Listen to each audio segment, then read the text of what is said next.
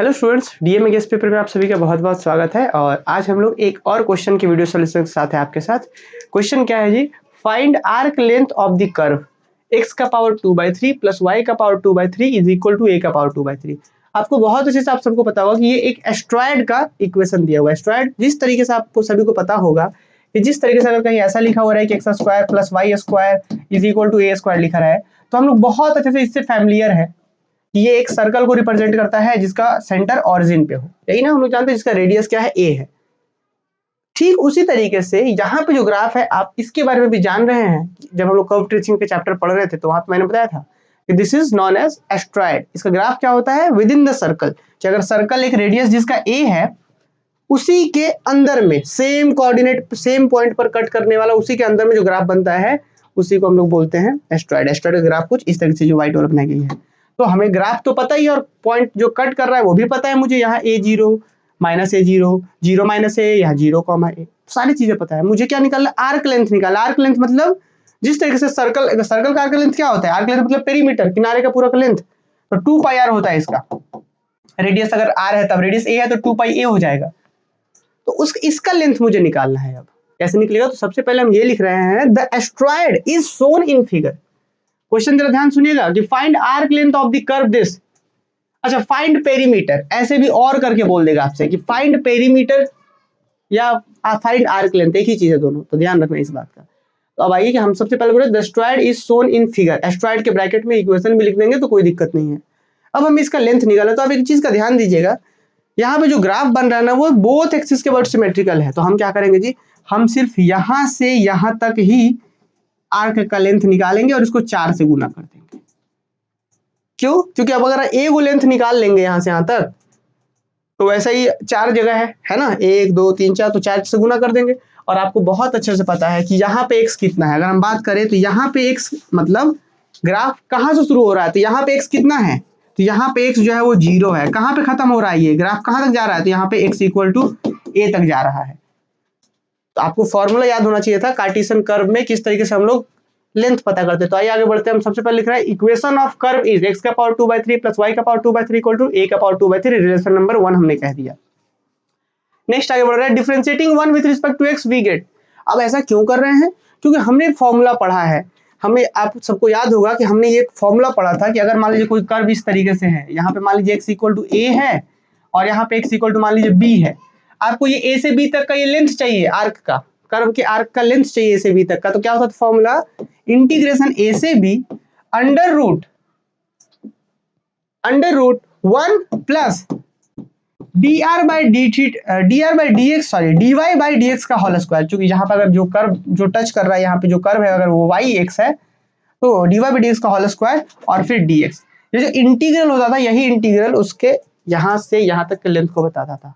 इसीलिए मुझे dy by dx चाहिए ना, मतलब फंक्शन का डिफरेंशिएशन चाहिए x के रिस्पेक्ट में। उसके बाद उसका होल स्क्वायर करेंगे, फिर 1 जोड़ेंगे, फिर अंडर रूट निकालेंगे, फिर इंटीग्रेशन करेंगे। इस फॉर्मूले को हमने क्लास में प्रूव भी करा था। तो फिलहाल आते हैं हम लोग क्या, इसीलिए हम यहाँ पे dy बाई dx निकालने के लिए कर्व का इक्वेशन लिखे हैं ताकि डिफरेंशिएट करके dy बाई dx निकाल सके। देखिए क्या बोला, the equation of curve is this differentiating 1 with respect to x we get. क्या मिलेगा जी?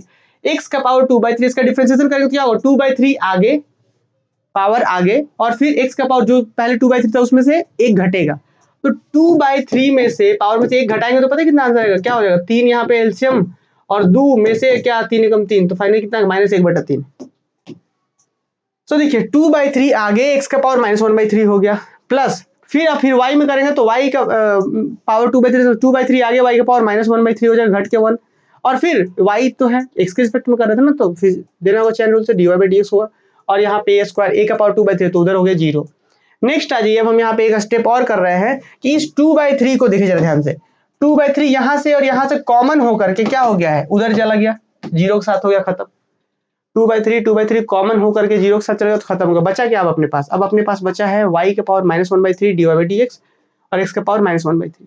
तो स्टूडेंट एक बात का जरा विशेष ध्यान रखिएगा, हम यहाँ पे एक स्टेप स्किप किए हुए उसको हम यहाँ पे समझाते हैं। देखिए मान लीजिए यहाँ पे लिखा हुआ है कि x का पावर -1/3 प्लस y का power -1/3 into dy by dx आपके पास बचा है। यही ना बचा है जी? जरा ध्यान दीजिए तो 2/3 तो उधर जाकर कॉमन होकर खत्म हो गया, तो ये बचा अपने पास।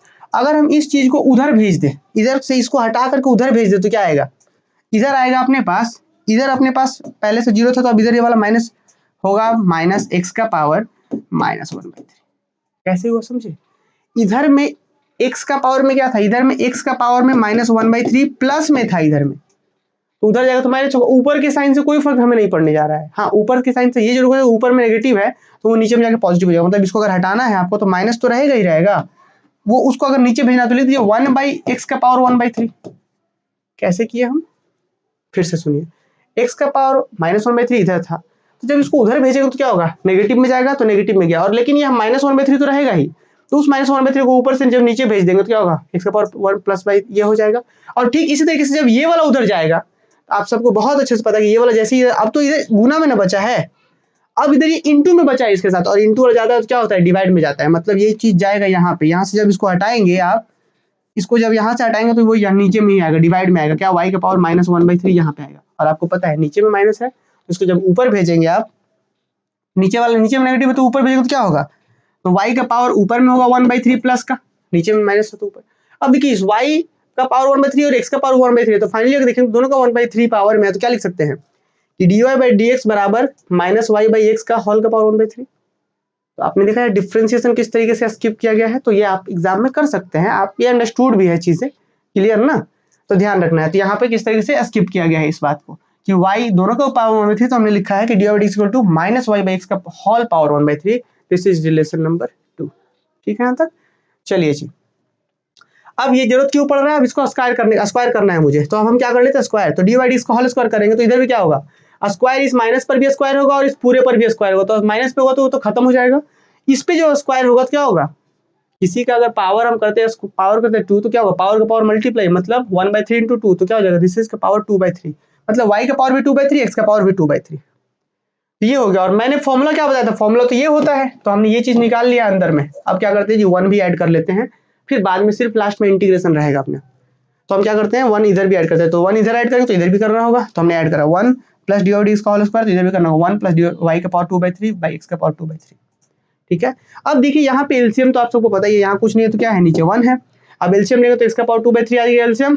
अब देखिए जी, अब यहाँ पे कितनी बार में आ रहे थे, x का पावर 2/3 में ऊपर से 1 से गुना हो जाएगा तो x का पावर 2/3, और यहाँ पे एज इट इज y का पावर 2/3 एज इट इज रह जाएगा।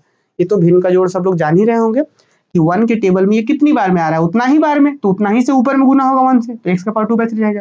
इसके टेबल में कितने बार में आ रहा है, 1 बार में, तो 1 ऊपर गुना होगा, तो ये चीज। और अब यह तो फाइनली ये 1 प्लस dy/dx का होल स्क्वायर का वैल्यू आ गया ये। और अभी तुरंत याद कीजिए रिलेशन नंबर 1 क्वेश्चन जो दिया हुआ था, x का पावर 2/3 प्लस y का पावर 2/3 इक्वल टू a का पावर 2/3। मतलब ये जो आप इतना बड़ा सा देख रहे हैं, इसके जगह पे तुरंत आपको लिख देना होगा x का पावर 2/3 प्लस y का पावर 2/3 इक्वल टू a का पावर 2/3, और नीचे में एज इट इज सिंपल।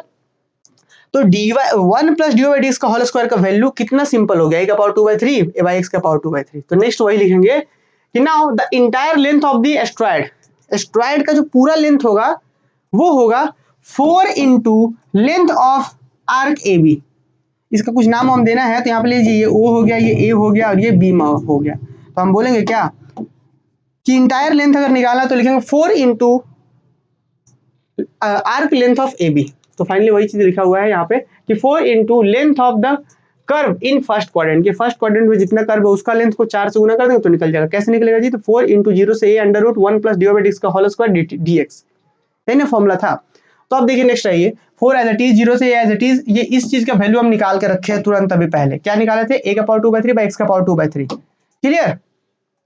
अब एक बात बताइए, इसी चीज को थोड़ा सा अगर हम और सिंप्लीफाई करें यहाँ आप लोग के लिए, तो हम यहाँ पे देखिए क्या कर सकते हैं इस चीज को कि this is equal to 4 into, देखिए 0 से a भी ठीक है यहाँ पे, और ये अंडर रूट जो है ना यहाँ पे इसको लिख सकते हैं कि देखिए a का पावर 1/3 बाय x का पावर 1/3 पूरा का पावर 2। अब ये कैसे लिख दिया हमने, जरा नोटिस करिए, ये पूरा का पावर 2 करेंगे ना तो इस पे पावर इस पे भी, और a का पावर 1/3 का पावर 2 क्या होगा 2/3, यहाँ पे भी और यहाँ पे भी 2/3, पावर का पावर तो मल्टीप्लाई होता है, तो यहाँ से दोनों को 2 को निकाल करके होल स्क्वायर बना सकते हैं। बेनिफिट क्या होगा, ये स्क्वायर और रूट हट जाएगा, फाइनली क्या बचेगा आपके पास, तो 4 इंटू 0 से a, ये स्क्वायर रूट हट के क्या बचेगा, a का पावर 1/3 बाई x का पावर 1/3 dx, ये बचेगा। अब ये a का पावर 1/3 तो कांस्टेंट है, बाहर कर लीजिए, तो 4 इंटू a का पावर 1/3, और यहाँ पे 0 से a और यहाँ पे नीचे में प्लस है ना तो ऊपर भेज दिए, तो x का पावर -1/3 dx। अब क्या करना है जी, सिर्फ इसका हमें इंटीग्रेशन करना है, काम हो जाएगा। इंटीग्रेशन में क्या होता है कि जो पावर एक बढ़ा दीजिए और वही चीज नीचे, तो 4a⁴ बाहर, और क्या है जो था उसमें एक बढ़ाया गया है, इसमें से एक बढ़ाएंगे तो -1/3 में जब आप एक जोड़ेंगे तो कितना आएगा आंसर, देखिए तो एलसीएम 3 -1 और फिर यहाँ पे 3 बार में होगा तो कितना आएगा 2/3।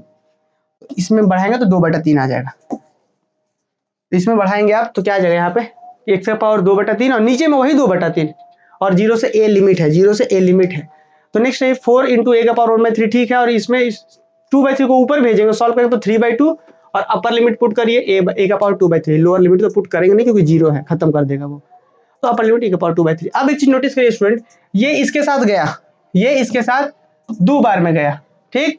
अब जरा नोटिस करिए 3 दूना 6, यहाँ 6 हो गया, और a⁴ 2/3 × a⁴ को गुना करना है a⁴ से, देखिए बेस सेम पावर क्या हो जुड़ जाएगा, यहाँ पे 1/3 है तो बेस सेम तो पावर जुड़ जाएगा, पावर जुड़ेगा तो 1/3 + 2/3 डिनोमिनेटर सेम, 1/3 + 2/3 3/3 हो जाएगा, 3/3 मतलब 1, सॉरी 3/3 मतलब 1, तो फाइनली कितना आ गया 3 × 6 और a एक, ये समझ रहा है ना कितना आ गया, ये a⁴3/3 मतलब 1, तो a आ गया, इसको इससे गुना कर दिए तो a हो गया और 3 × 6 तो फाइनली आ गया 6a which is the required answer. तो यही होता है एस्ट्रॉयड का आर्क लेंथ, ठीक है, या पेरीमीटर बोलता है। जिस तरीके से अगर हम सर्कल की बात करें, अगर यहाँ पे सर्कल रहता, अगर यहाँ पे सर्कल रहता तो सर्कल का लेंथ क्या होता है, पूरा आर्क लेंथ 2πa, यहाँ पे रेडियस a है तो 2πa हो जाता, लेकिन यही एस्ट्रॉयड का लेंथ क्या हो गया, वो होता है 6 टाइम्स ऑफ a, वही रेडियस यहाँ से यहाँ तक जो है उसी का 6 गुना होता है वो,